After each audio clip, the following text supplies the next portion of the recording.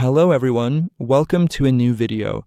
Today I'll be teaching you how to enable and disable notifications on your Galaxy A16, all versions. I don't know if you want to turn notifications on or off, so in this video I'll show you all the options and you can decide whether you want to enable or disable notifications, okay? First step, you need to go into the settings icon, scroll down to the notifications option, and here we need to make sure that the do not disturb mode and none of the options are enabled.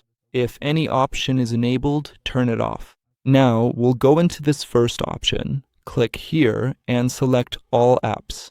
And now you need to look for the app that's not sending you notifications. If you want to enable notifications for a specific app, you can turn it on here. And when you enable it, click on the app to make sure these other options are also turned on like this, because the app might look enabled on the outside, but inside here, these options could be turned off. So keep everything enabled like this, and that means this app has notifications turned on.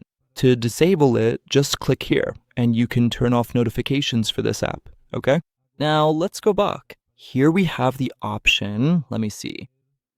Notifications on the lock screen, you'll click. Let me check if it's here. Settings. Okay, so here you can turn off this option and it will disable all notifications on the lock screen. By clicking on this option, you will reactivate all notifications on the lock screen. So by clicking on the settings gear, you can enable or disable notifications for this app or any app you want, just on the lock screen.